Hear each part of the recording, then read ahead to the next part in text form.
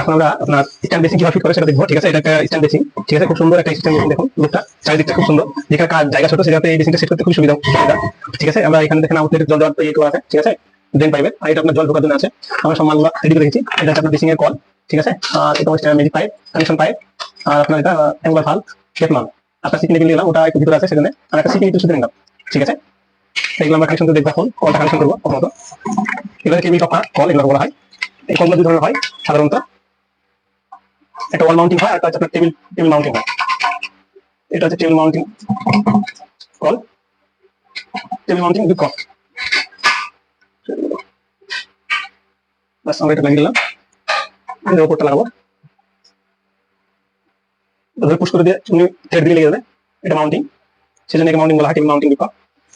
এটা নিয়েছিল ওই লাগানোর জন্য, এটা কিন্তু আপনার এখানে সেট হবে না, কারণ যে ওয়াল মাউন্টিং এটা বিকল, এটা ওয়ালে সেট করা থাকে। ঠিক আছে, এটা অ্যাকচুয়ালি ওয়ালের জন্য, এটা বেসিং এর জন্য না, এটা বেসিং এর জন্য না। আর এখন আমরা এটা খুলবো, খুলে এটা লাগাবো, কানেকশন পাইপটা সাধারণত লাগিয়ে এখানে।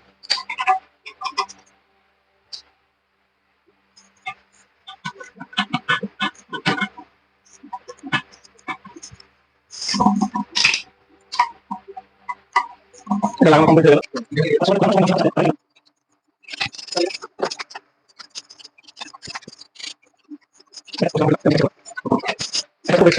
ওয়েস্ট ক্যাপলিংটাকে আমি সেট করবো, এটা ওয়েস্ট ক্যাপলিং। দেখছেন, ওয়েস্ট ক্যাপলিংটাকে এগুলো আছে প্লাস্টিকের, যেগুলো আপনার সেটিং থাকে ওগুলো হলে বেশি সুবিধা, কাজ করতে সুবিধা, ইলেকট্রিক হয় কম। আর এটাকে আমরা এখন কিভাবে লাগাবো দেখে নেন, যাতে লিক না করে সেজন্য আমরা সিলিকন লাগিয়ে দেবো সাইডে।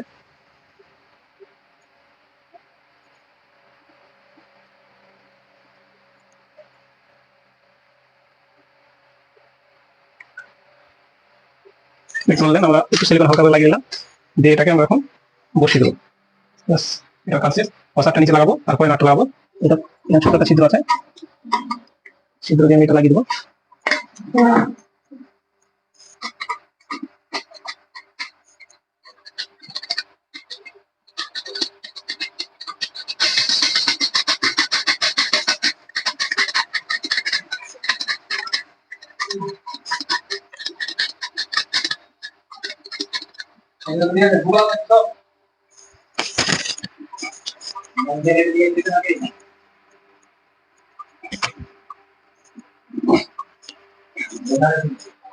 এটা দেখা দেখি বুঝছো, এটা আমাদের লাগানো শেষ। শুধু এই কোলটা যেটা ছিল সিলিকন এক্সট্রা, সেটাকে আমরা একটু মুছে দিলাম।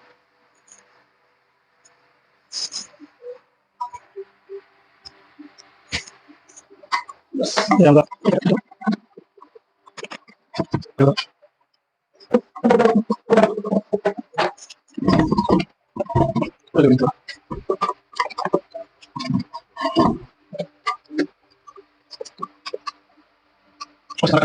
ঠিক আছে,